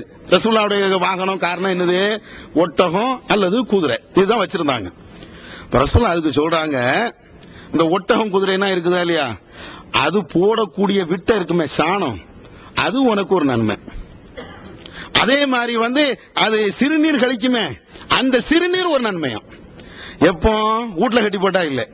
அழகாக ரசூலுல்லாஹ் சொல்றாங்க, ஒரு மனிதர் அல்லாஹ்வுடைய பாதையில தன்னுடைய ஒட்டகத்தையோ அல்லது குதிரையோ அல்லாஹ்வுடைய பாதையில கொண்டு போகிறார். அப்படி கொண்டு போகும்போது அந்த ஒட்டகம் சிறுநீர் கழித்தால், அந்த ஒட்டகம் வேற ஏதாவது சாணத்தை போட்டால், குல்லுஹா சதகா, இது ஒவ்வொன்றும் சதகா, நன்மை அப்படிங்கிறாங்க. இப்ப ரசூலுல்லாஹ்வுடைய காலத்துல இருந்த ஒட்டகத்தை தான் இது நினைக்காதீங்க. இன்னைக்கு அல்லாஹ்வுடைய பாதையில என்கிட்ட கார் இருக்குது, தாவாக்கு வரீங்களா, நான் கூட்டு போறேன். எங்க எல்லாம் போகணும்? துபாய் போகணுமா, ஷார்ஜா போகணுமா, எங்க போகணும்? வாங்க, என் கார்ல நான் கூட்டு போறேன். இங்க என்ன அந்த நம்ம கார்ல வந்து சிறுநீரும் வராது, விட்டையும் வராது, இங்க வந்து புகை வரும், எடுத்துக்கலாம்ல. அப்ப அந்த கார்ல இருந்து போகக்கூடிய அந்த புகை இருக்குது, ஒவ்வொரு புகைக்கும் நன்மை. ரசூலுல்லாஹ்வுடைய காலத்துல அது இப்ப நம்ம நவீன உலகத்துக்கு ஏத்துக்கணும்ல. அப்ப இங்க என்ன, அந்த கார் விடக்கூடிய புகை, அந்த கார்ல நீங்க கொண்டு போகக்கூடிய அந்த இது எல்லாமே சதக்கா. ஒரு 10 ரூபாய் 10 திர்ஹத்துக்கு பெட்ரோல் போடுறீங்களா, அது சதக்கா. அது தனியா சதக்கா, அது வந்துரும். பெட்ரோல் போடு தனியா வந்துரும். அதை பயன்படுத்துறதுக்குன்னு ஒண்ணு இருக்கும்ல, ஒவ்வொரு பயன்பாடும் இருக்கும்ல, ஒவ்வொரு பயன்பாடும் அது சதக்கா. வேற என்ன வேணும் நம்மளுக்கு, வேற என்ன வேணும்னு? அந்த சொர்க்கத்துக்கு போறதுக்கு ரசூலுல்லாஹ் எவ்வளவு எளிமையான நன்மை தாரான்னு பாருங்களேன். ரசூலுல்லாஹ்வுடைய காலத்துல தான் ஒட்டகம் அந்த மாதிரி இருந்துச்சு. இன்னைக்கு நீ எதை சைக்கிள் வச்சிருக்கிறியா, போதும். சைக்கிள், என் சைக்கிள் நாங்க தாவாக்கு 4 நாளைக்கு எடுத்துட்டு தாங்க கொண்டு போறோம். சைக்கிளுக்கு பெட்ரோலும் இல்ல, ஒண்ணுமே இல்ல, மிதிக்கிறிய இருந்தாலும் அதுல ஒரு நன்மை. என்கிட்ட பைக் தான் இருக்குது, தாவாக்கு பயன்படுத்துங்க, அது நன்மை. இல்ல என்கிட்ட காரும் இல்ல, வாகனம் இல்ல, ஒண்ணுமே இல்ல, என்கிட்ட கொஞ்சம் காசு இருக்குது, 10 ரூபா தான் இருக்குது, 5 திர்ஹம் தான் இருக்குது, நாங்க வச்சுக்கிடுங்க, அதுக்கெல்லாம் நன்மை தாரோம். அப்ப தாவாவுக்காக, இறை வழிக்காக, அல்லாவுக்காக நாம பயன்படுத்தும் போது ஒவ்வொன்றுக்கும் அப்படி நன்மை அப்படியே வாரி வாரி வாரி அல்லாஹ் தந்துகிட்டே இருக்கிறான். இது எப்படி வருது தெரியுமா? ரசூலுல்லாஹ் இதை என்ன சொல்றாங்கன்னு ஒரு ஹதீஸ்ல எப்படி வருதுன்னா, இந்த ஒட்டகம் போடக்கூடிய அல்லது அந்த குதிரை போடக்கூடிய அந்த சாணமும் அது வைக்கக்கூடிய அந்த சிறுநீரும் நாளை மறுமையில மீசான் என்ற தராசுல அது வெயிட்டா இருக்குமா. எங்க வந்து நிக்குதுன்னு பாருங்களேன், எங்க வந்து நிக்கணும் வைங்களேன். நீங்க போடக்கூடிய அந்த பெட்ரோல் இருக்குது, இங்க புகையா போயிரும். மறுமையில நம்ம போய் நின்னோடனே, எப்ப அன்னைக்கு ஷார்ஜா பயனுக்கு போறதுக்கு நான் தான் பெட்ரோல் கொடுத்தேன், என்ன இருக்குது உன் பெட்ரோல், தராசுல வச்சு அழகா நிறுத்துருவோம்ல. எல்லாம் நம்ம நிறுக்கிற மாதிரியா கள்ள தராசு வச்சு அற்புதமா எல்லாம் நிறுத்து, உனக்கு இவ்வளவு நன்மை, நீ என்ன செஞ்ச அதுக்கு இவ்வளவு நன்மை, அப்படியே நிறுத்து வச்சுக்க போதும்ல, போக வேண்டாமே, தொழணும். அது வேற, கடமையான செயலெல்லாம் செஞ்சுக்கிட்டு தான் இந்த அமல்களையும் செய்யணும். அதுக்காக வேண்டி இந்த நன்மையெல்லாம் இவ்வளவு நன்மையா சில ஆட்களுக்கு அப்படி வரும்ல. நான் ஜமாத்துல இருந்து 20 வருஷமா நான் பட்ட பாடு இருக்குது, அவ்வளவு கஷ்டப்பட்டிருக்கிறேன், அப்ப அல்லாஹ் எவ்வளவு நன்மை தருவான். இப்படி கற்பனை போய் சுபு தொழாம போயிடக்கூடாது. இவ்வளவு நன்மை வந்திருக்கு, அது நன்மை இருக்கும். அதே நேரத்தில் நான் ஆரம்ப சொன்ன சிறுக்கு இல்லாம இந்த கடமையான வணக்கங்களை எல்லாம் கரெக்டா செஞ்சுட்டு இருக்கணும். அதே மாதிரி நபிகள் நாயகம் ஸல்லல்லாஹு அலைஹி வஸல்லம் அவங்க சொல்றாங்க, குல்லு சுலாமா அலைஹி சதகத்துன், ஒவ்வொரு முடிச்சுக்கள், இந்த மூட்டுக்கள் இருக்க எலும்பு மூட்டுக்கள், இது ஒவ்வொன்றுக்கும் உங்களுக்கு ஒரு தர்மம் இருக்குது அப்படின்னு சொல்லிட்டு ரசூலுல்லாஹ் சொல்றாங்க. ஒரு மனிதன் யுஈனு ரஜுல ஃபீ தாபத்திஹி, தன்னுடைய வாகனத்தில் ஏறுவதற்கு ஒரு ஆளு இன்னொரு ஆளுக்கு உதவி செய்கிறார். ஒரு வாகனத்தில் ஒரு ஆள் ஏறுவதற்கு ஒரு ஆள் உதவி செய்கிறார், ஃபஹிய சதக்கா, அது நன்மை. என்னன்னு விளங்குதா? ஒரு ஆள் ரோட்ல நிக்கிறாரு, ரோட்ல நிக்கும் போது காரு நிக்குது, கார்ல ஏற முடியல, நாம வாங்க பாய் ஏறுங்க அப்படின்னு சொல்லி அவர் டோரை திறந்து உள்ள ஏத்தி விடுறோமே, இது நன்மையா. அதுக்காக வேண்டிய அடிமை சேவகங்கிறது வேற. இந்த முதலாளி வரும்போது இப்படியே நின்னுக்கிட்டு திறக்கிறது, இது அடிமை சேவகம், இது உதவி அல்ல. இது அவனுக்கு அடிமையா இருக்கிறவங்க காட்டுது. இது பெருமை, இதை விட்டுருங்க. இது அல்லாம சராசரி எந்த மனுஷனா இருந்தாலும் எந்த மனுஷனுக்கும் அவங்களுக்கு ஏழல அல்லது முடியாம இருக்குது, அவங்களுக்கு உதவி செய்கிறோமே, இது ஒரு சதக்கா. ரசூலுல்லாஹ் அப்படி சொல்றாங்க. ஒரு ஆளுக்கு சைக்கிள்ல ஏற முடியல, கட்டையா இருக்கிறாரு, வாங்க பாய் நான் ஏத்தி விடுறேன், ஏத்தி விட்டு தள்ளி விட்டுற கூடாது, ஏத்தி வச்சு நீங்க ஓடுறதுக்குன்னு விடுதமே, இது சதக்காங்கிறாங்க ரசூலுல்லாஹ். ஒரு வாகனத்துல ஒரு ட்ரெயின்ல போறோம், கொஞ்சம் உயரமா இருக்குது, ஒரு வயசான ஆள் வராங்க, மேல தூக்கி வைக்கிறோம், இது சதக்கா. அதே மாதிரி ரசூலுல்லாஹ் சொல்றாங்க, இதே வாகனத்தில் ஒரு மனிதன் அவனுடைய லக்கேஜை தூக்கி வைக்கிறானே, அது சதக்கா. லக்கேஜ் ஒரு 2 பேர் தூக்கிட்டு வராரு, தூக்கிட்டு வரும்போது கார்ல கொண்டு வைக்கணும், முடியல, நான் கொண்டு வரேன், யாரா இருந்தாலும் பிரச்சனை இல்லை. அந்த இடத்துல தௌஹீத்வாதி, சிறுக்குவாதி, அவன் ஆர்எஸ்எஸ் எல்லாம் பார்க்க தேவையில்லை, எவனா இருக்கட்டும், நம்மளுக்கு நம்முடைய அல்லாஹ்வுடைய அந்த அக்கௌண்ட்ல, நம்முடைய அக்கௌண்ட்ல நன்மை ஏறிக்கிட்டே இருக்கும். அப்ப என்ன செய்யறது? கொண்டாங்க பாய், நான் கொண்டு தரேன், இது ரசூலுல்லாஹ் சொல்றாங்க. இதை விட இன்னும் அதே ஹதீஸ்ல, இது புகார்ல இடம்பெறக்கூடிய ஹதீஸ், அதே ஹதீஸ்ல ரசூலுல்லாஹ் சொல்றாங்க, ஒரு மனிதனுக்கு இன்னொரு மனிதன் பாதையை காட்டி கொடுக்கறானே, ஃபஹுவ சதக்கா, அதுவும் சதக்காவான். வழி கேட்கிறாரு ஒரு ஆளு, எங்கப்பா நாய்ப்பு ரோட்டுக்கு எப்படிப்பா போறது, அது இந்த லெப்ட்ல கட் பண்ணி, நான் சொன்னா ஏற்குமாரி ஆயிரும், இந்த லெப்ட்ல கட் பண்ணி ரைட்ல போய் இப்படி போங்க அப்படிங்கிறோம்ல, இது சதக்காவான். ஒரு நாளைக்கு எத்தனை நேரம் இப்படி வழிகாட்டுவோம்? தப்பா வழிகாட்டினா அது வேற, தெரியலன்னா தெரியலன்னு சொல்லிடணும். எனக்கு வழிகாட்ட தெரியலன்னா எனக்கு தெரியலன்னு ஒத்துக்கணும். நான் தான் 10 வருஷமா துபாயில இருக்கிறேன், இருப்பேன், வழி ஒழுங்கா காட்டணும்ல அப்படின்னு சொல்லிட்டு அவன் போற இடம் வேற ஏதாவது தேராவுக்கு போகணும்னு சொல்லிட்டு வேற எங்கேயாவது கடல் ஒன்று தள்ளிடக்கூடாது. அது தப்பு. தெரியலன்னா தெரியலன்னு சொல்லிக்கணும். ஏன்னா வழிகாட்டுது மெயின். அது விளங்கிக்கிறதுங்க. வழிகாட்டுதுங்கிறது வந்து ரொம்ப ரொம்ப மெயின். ஒரு இடத்துக்கு இங்க பக்கத்துல உள்ள இடத்துக்கு நான் பேசாம தெரியாம சொல்லி விட்டு அவன் 400 கிலோமீட்டர் சுத்தி வந்தானா அவருடைய பாவம் எனக்கு கிடைக்கும்ல. அப்ப அதை பாத்துக்கணும். அப்ப ரசூலா சொல்றாங்க, ஒரு மனுஷனுக்கு நீ வழிகாட்டுகிறாய் என்றால் அவன் போகக்கூடிய அந்த ரூட்டை நீ இப்படி போ அப்படி போ அப்படின்னு நீ சொன்னா ஃபஹுவ சதக்கா, அதுவும் தர்மம் தான். இதுக்குத்தான் ரசூலா சொல்றாங்க, ஒவ்வொரு மனிதனும் ஒவ்வொரு நாளும் அவன் செய்யக்கூடிய எல்லா அமல்கள்லையும் நிறைய அமல்கள்ல சதக்கா இருக்குது. ரசூலா இப்படி சொல்லி தராங்க. அப்ப இது வேணும். இத மாதிரி நிறைய செய்யறோம், இதுக்கெல்லாம் நன்மை இருக்குதா இல்ல நம்மளுக்கு தெரியாது. அதுதான் விஷயம். இதெல்லாம் நிறைய ஒவ்வொரு நாளும் அன்றாடம் நம்ம இதை செஞ்சுக்கிட்டே இருப்போம். இதுல வந்து தர்மம், இதுல வந்து சதக்கா, இதுல நம்மளுக்கு பெரிய நன்மை இருக்குதா அப்படிங்கறதுலாம் தெரியாது. இதே மாதிரி ரசூலா இன்னொன்னு சொல்றாங்க, ஒரு முஸ்லிம் விவசாயம் பண்ணுகிறார். அந்த விவசாயம் பண்ணும்போது அந்த விவசாயத்தினுடைய மகசூல் கிடைக்குமே, அத அந்த வித்து எதா இருக்கட்டுமே, அதை யாரு சாப்பிட்டாலும் அந்த விவசாயிக்கு நன்மையா.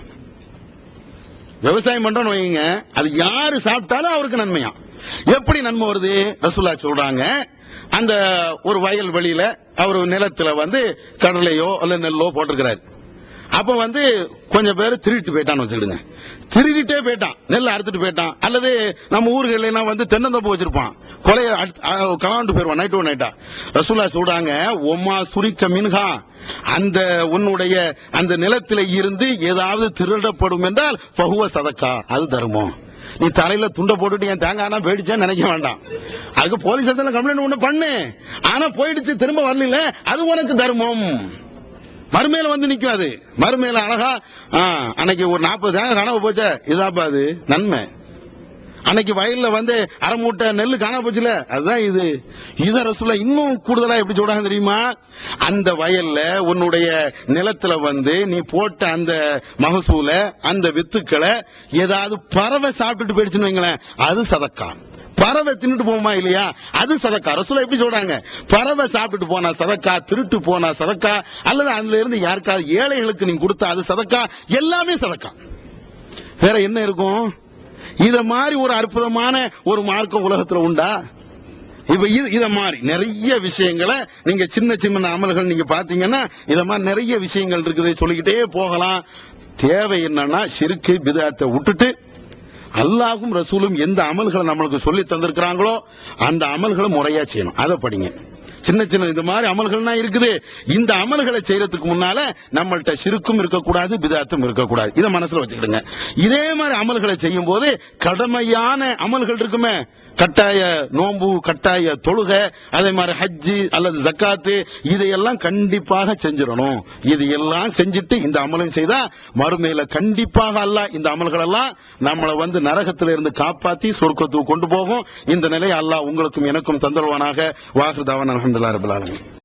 தமிழ்நாடு தௌஹீத் ஜமாஅத்தின் ஆதரவற்றோர் இல்லம் இறைவனுக்கு செய்ய வேண்டிய கடமைகளுக்கு அடுத்தபடியாக பெற்றோரை பேணுவது பற்றி இஸ்லாம் அதிகமாக வலியுறுத்துகிறது. பெற்றோரை பேணாதவர்கள் மறுமையில் வெற்றி பெற முடியாது என்று இஸ்லாம் அறிவுறுத்துகிறது. ஆயினும் இஸ்லாத்தின் இந்த கட்டளையை சில முஸ்லிம்கள் அலட்சியம் செய்து பெற்றோரை வீட்டை விட்டு விரட்டுகின்றனர், பெற்றோரை பிச்சைக்காரர்களாக மாற்றுகின்றனர்.